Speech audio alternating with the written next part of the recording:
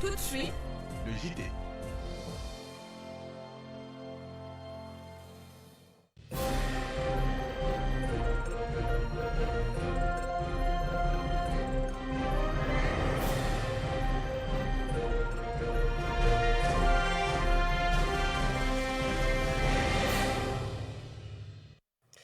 Bon vendredi à toutes et à tous, mesdames, messieurs, bonsoir et merci de choisir Electron pour vous informer ce soir.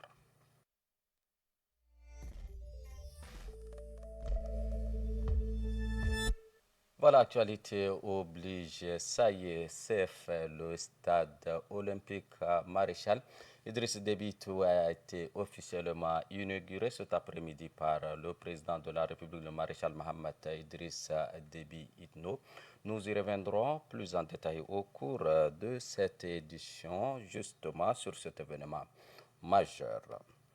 Et puis le ministre d'État, ministre secrétaire général de la présidence de la République, Mohamed Ahmed Al-Habou, a lancé officiellement le prix d'excellence de la jeunesse. Les jeunes sont à l'honneur. Donc ce prix récompense les innovations et surtout les meilleurs bacheliers de cette année. Je vous invite à suivre un extrait de sa déclaration. Chers compatriotes, chers frères et sœurs, jeunes du Tchad, j'ai l'immense plaisir de vous annoncer le lancement de la toute première édition du prix d'excellence nationale de la jeunesse. Il s'agit d'une initiative qui ambitionne de célébrer le mérite, le talent et l'innovation de la jeunesse tchadienne, moteur du développement. Ce prix récompensera sur l'ensemble du territoire national les talents de jeunes qui décrocheront le baccalauréat scientifique avec une très forte moyenne, et ceux qui s'illustreront par les meilleures initiatives dans la recherche scientifique à impact social, l'art et la culture, la jeunesse et sport, le numérique et l'intelligence artificielle. Au-delà d'une simple récompense, ce prix est un appel au travail bien fait et à la culture de l'excellence. Et les meilleurs doivent être honorés et récompensés. C'est ma conviction. Une sélection juste et transparente guidera cette édition 2025. Libérez donc vos énergies créateurs pour l'excellence au service du progrès et du développement du Tchad.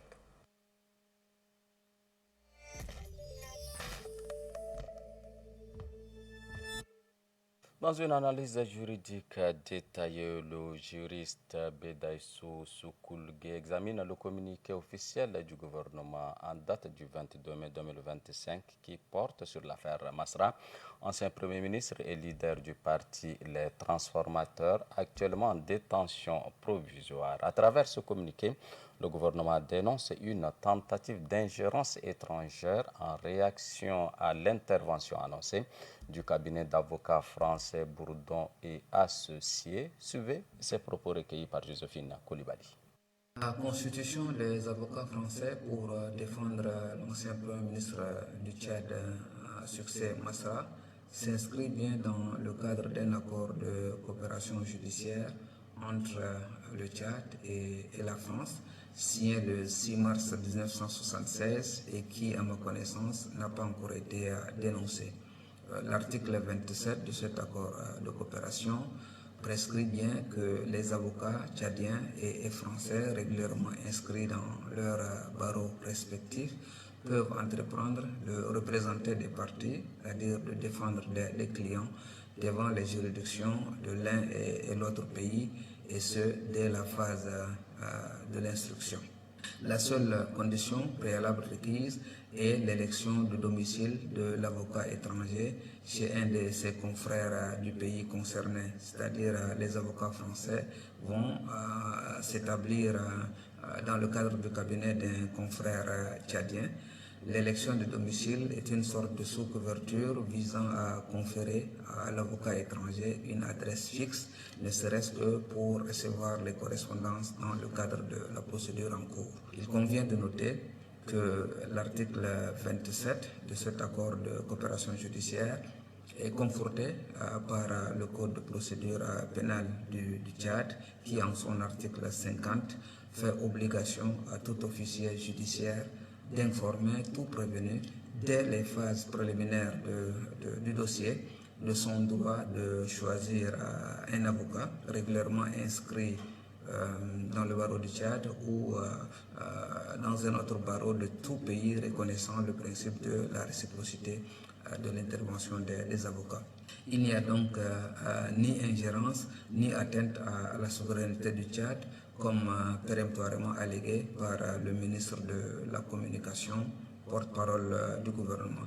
D'autant plus que ces avocats français interviennent bien dans le cadre de leur profession, qui est une profession libérale. Ils n'ont pas été commis par le gouvernement français ou par un quelconque groupe d'intérêt français.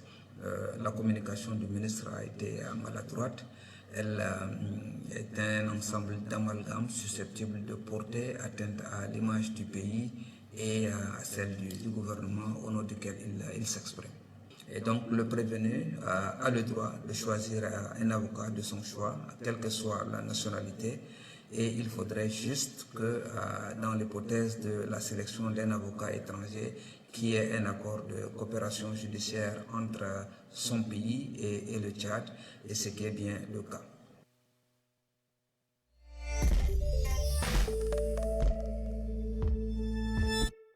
Pendant ce dernier temps, un constat se dégage. Il s'agit des cas d'abandon des enfants qui se multiplient de plus en plus, ce qui soulève de vives inquiétudes au sein de la population, n'est-ce pas, Golmem Ali Emmanuel?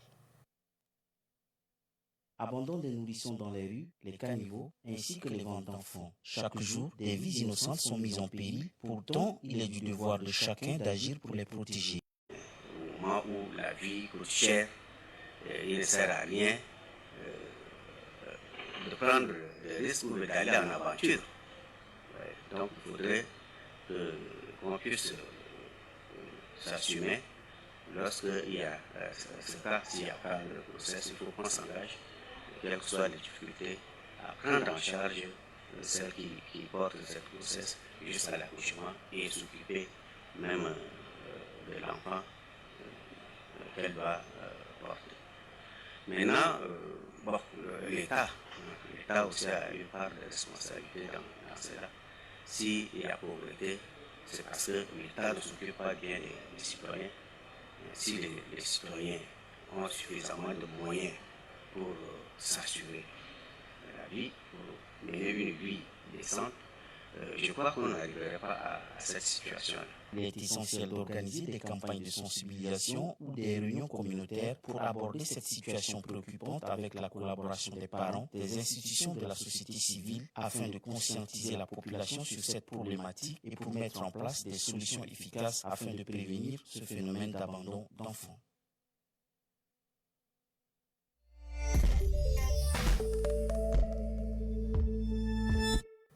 Un sujet aussi délicat dans notre société moderne s'observe également ces derniers temps, surtout en lien avec les derniers événements de Mandkaou au sud du pays.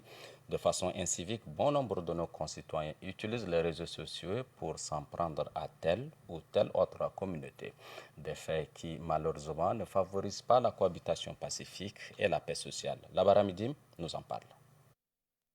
Les statistiques montrent une augmentation inquiétante des discours de haine et de fake news sur les réseaux sociaux dans le pays de Toumaï, surtout avec les récents événements du Mandakao. De nombreux contenus violents ou diffamatoires circulent. Des groupes organisés en profitent pour répandre des messages toxiques et inciter à la haine. Ces comportements déviants ont des conséquences directes sur la société. Ils favorisent la polarisation, alimentent le harcèlement en ligne et nuisent à la santé mentale des utilisateurs, surtout les jeunes. Nombreux sont des jeunes qui se retrouvent affectés par cette situation et subissent des passions et intimidations à travers des commentaires dégradants ou injurieux. Ce sont ces acteurs-là qui, autrefois, ils criaient avec des associations, ils disent que association pour la paix, la cohabitation pacifique et autres. Ce sont ces acteurs-là qui sont actuellement versés dans ces messages de haine. Les personnes qui disent qu'ils sont en train de lutter pour la paix, la cohabitation pacifique et autres, est-ce qu'elles sont conscientes, ces personnes-là, du mot cohabitation pacifique, du mot paix? Pour contrer cette dérive sociale, plusieurs actions doivent être mises en place. D'une part, il est essentiel de renforcer la législation encadrant l'utilisation des réseaux sociaux et d'autre part, les plateformes elles-mêmes doivent investir davantage dans la modération de contenu et sensibiliser leurs utilisateurs aux bienfaits d'une communication respectueuse, le tout sous le regard du gouvernement. Aujourd'hui, avec les événements douloureux de Mandakao, les conséquences sont déjà là. Mais est-ce qu'il faut attendre qu'il y ait des conséquences pour agir?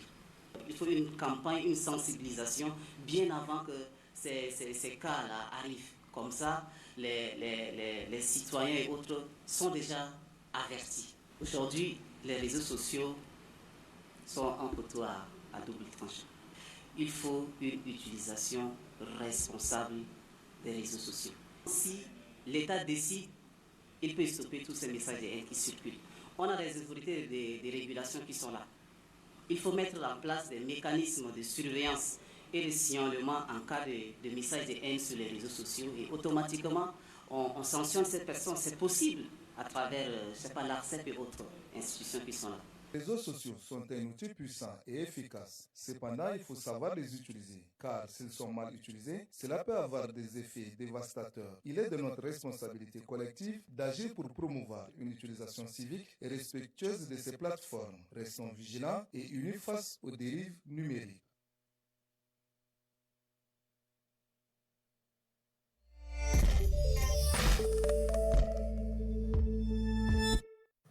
L'Association des évangéliques en Afrique, AEA, tient sa 13e Assemblée générale du 20 au 24 mai 2025 à Nairobi au Kenya.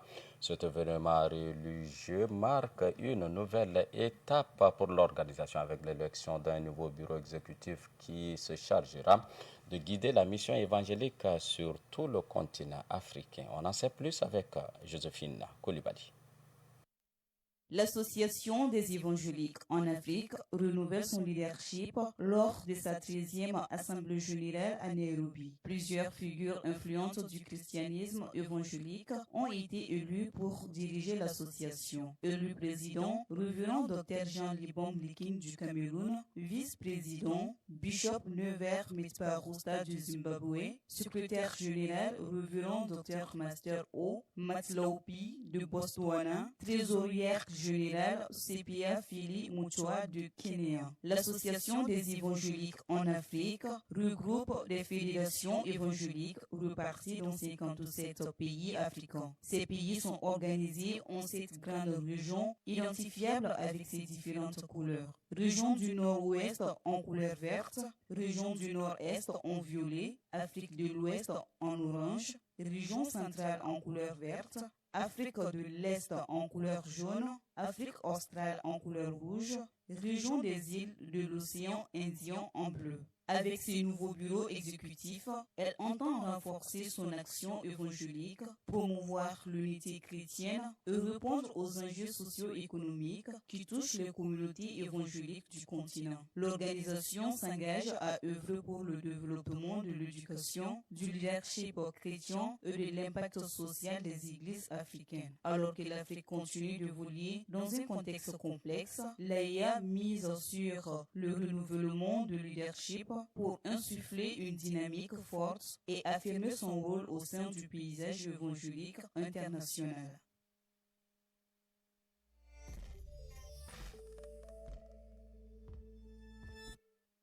Aujourd'hui, le Tchad écrit son histoire sportive avec l'inauguration officielle du stade Maréchal Idrissa Déby Itno à Mandjafa par le président de la République Mohamed Idrissa Déby Itno.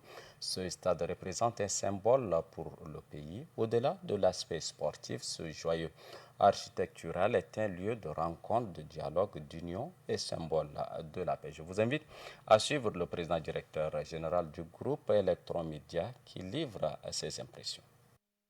Nous nous réjouissons aujourd'hui parce que le Tchad est en train d'inaugurer un plus grand stade, un joyau architectural, 30 000 places, avec, n'est-ce pas, toute la modernité. Sur le plan politique, un stade est la représentation de l'unité d'une nation, mais aussi du dialogue entre les peuples. En général, on organise les manifestations politiques dans les stades parce que c'est l'endroit où on peut rassembler plusieurs et passer un message.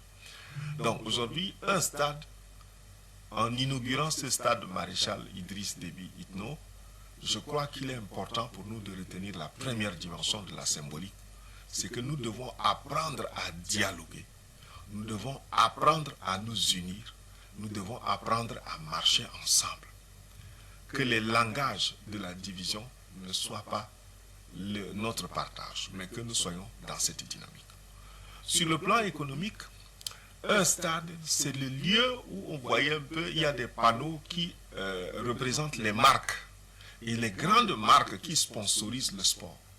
Autrement, un stade, c'est aussi la vitrine du développement économique. Il y a lieu, n'est-ce pas, de pouvoir avancer vers une promotion de l'industrie, une promotion du commerce, pour que des grandes marques de notre pays puissent se distinguer et accompagner le développement de la jeunesse et le développement du sport.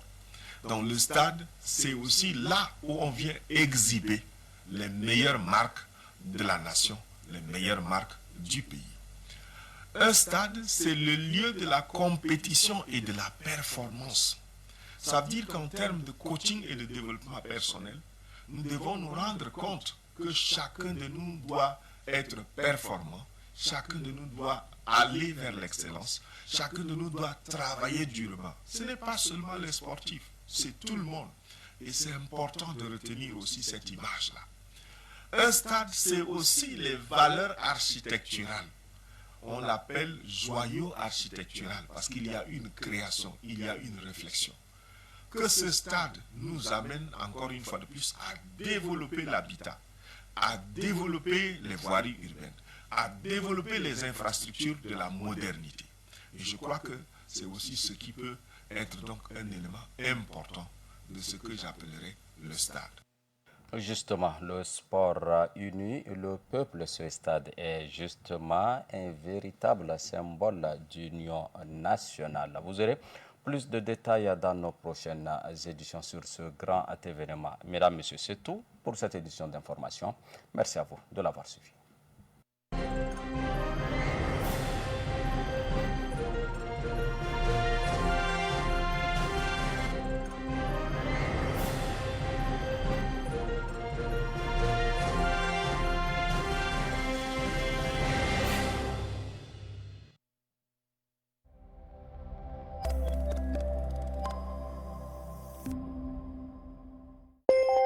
Electron TV, la chaîne